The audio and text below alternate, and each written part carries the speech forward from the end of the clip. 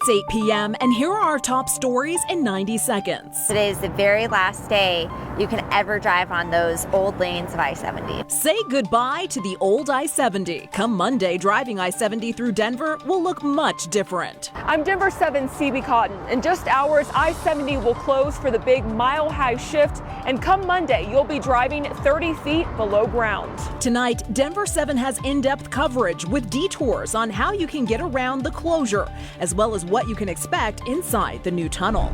Wind and clouds over the Front Range today, but it's only a preview of what to expect this weekend. Windy, warm, scattered storms, and we'll see even more storms tomorrow. And I employ adults with intellectual and developmental disabilities to brew and serve craft beer and pizza. But this brewery that gives everyone a chance is coming under attack. It started out with cardboard signs basically saying alcohol and autism don't mix, and now it's turned to permanent vandalism. Tonight, the message the owner of BREWABILITY wants their vandal to hear. Plus, students stand up for what's right after a racist picture circulates their school. I think there's just a lot of students who don't understand that what they're doing is wrong. And some wild video tonight showing a bear running right through downtown Boulder. Good Friday evening, and thank you for watching Denver7 News on Local 3. I'm Jessica Porter. We have a Denver7 weather action day in effect for tonight through the weekend. For severe weather, we saw dark clouds today from Air Tracker 7 flying over the Front Range. Let's send it to Chief Meteorologist Mike Nelson. Mike, those storms have moved to the eastern plains. They have indeed, Jessica. Tomorrow, there's a better chance of storms here in the Denver area and along the I-25 corridor. Currently in Denver, our skies have been just partly cloudy. This is the view in Akron, and this is a dramatic shot of the storms out from our camera in Last Chance. That's where the strongest storms are. A severe thunderstorm watch continues over northeast Colorado until 10 o'clock tonight. Not a whole lot of action here in the Denver area. Will just be windy overnight. And down to the south, they've had snow in the San Juans, where a winter weather advisory has just expired. Tomorrow's severe thunderstorm outlook is likely from Denver all the way across the northeast plains. Large hail and even some tornadoes are possible. So here are the headlines. Strong storms northeast Colorado tonight, windy and dry in Denver. More storms coming up tomorrow afternoon, some of them likely to be severe.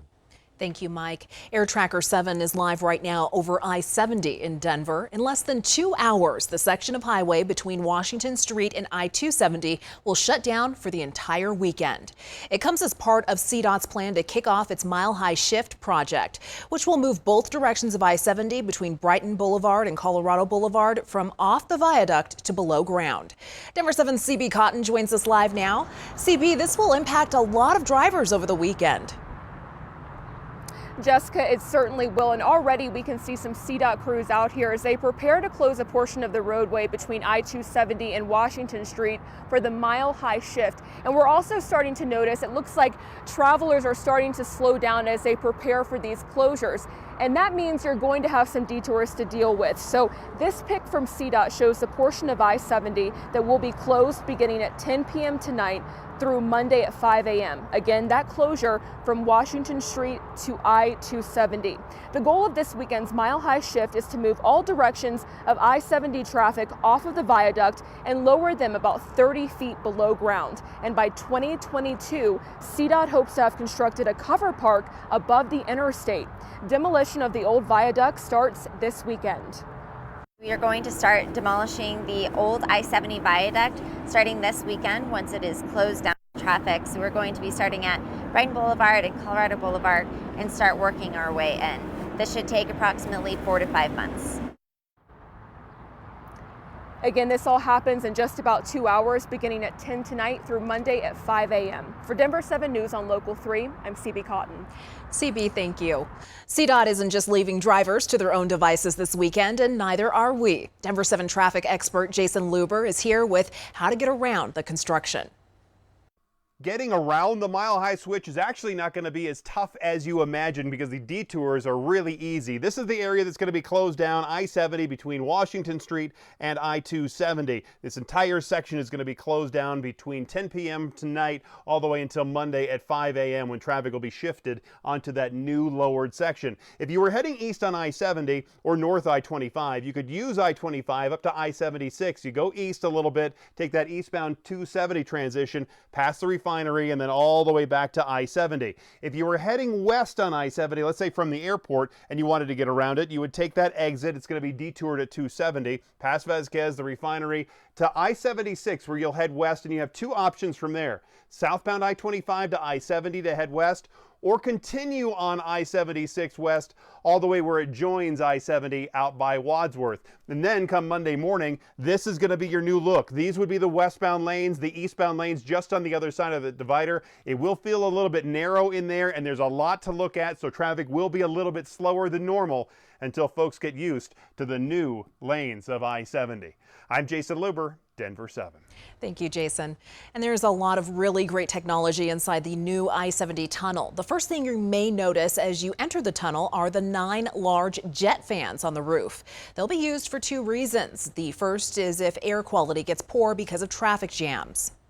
How do you determine which ones you want on at which times? So the system is smart enough that it will actually turn on the jet fan with the least amount of wear and tear on it. The fans will also be used if there's a fire. And while the fans may increase the fire's intensity, the fans will also create a clearer air pathway for people to exit. And to make sure the fans don't fan the flames, there's a deluge system to flood the fire with water. There's still a lot of work to be done. The viaduct must now be demolished, which means traffic is confined to 6 westbound lanes for the next 18 months. A 4-acre park complete with soccer fields, an amphitheater, splash, and a playground will also be built overhead. Overall, construction is likely to last well into 2023. For more on the project, including a story about that time construction crews discovered fossils from the Ice Age, check out Denver7 Plus. It's free to install and easy to use. An Inglewood brewery securing jobs for people with disabilities is under attack. In just 1 week, they've been the target of several acts of vandalism. The latest targeted people with autism. Denver7's Addie Guajardo spoke with the owner of BREWABILITY, who is now worried about the safety of her employees. BREWABILITY is buzzing with business. The number 10. Keeping Jacob Ruth busy serving up. You did? Oh, okay. Here you are, man. Sizzling pizza. He's one of 18 employees at BREWABILITY. Awesome. Working with a disability.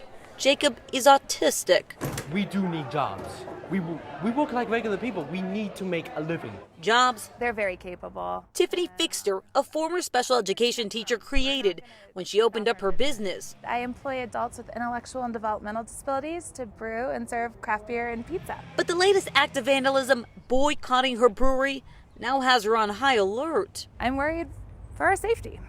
The vandal wrote, "Why do we want autistic people to know how to be drunk?" And I don't even know why someone has the audacity to say, oh, hey, autistic people and alcohol do not mix.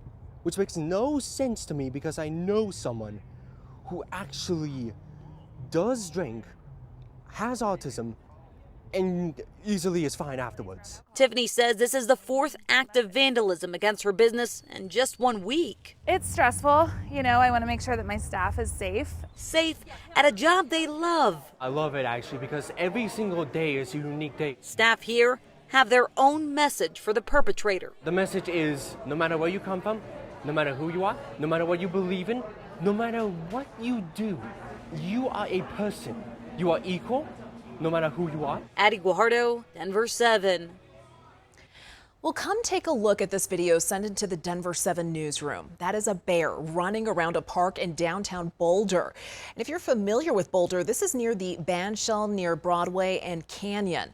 Colorado Parks and Wildlife say the bear spent most of the day in a tree, likely from all of the foot traffic. They say it is now in a better spot away from people, and they hope it will stay there until nighttime so it can head further west when things quiet down more. Showing your shoulders or like your body, like God forbid I show my ankles. Tonight, we have a 360 conversation on school dress codes, a way to keep kids focused or a way to police girls' bodies. I don't understand how some teachers think the stomach is a distraction to class. I think the purpose is to provide focus of education rather than distraction of clothing.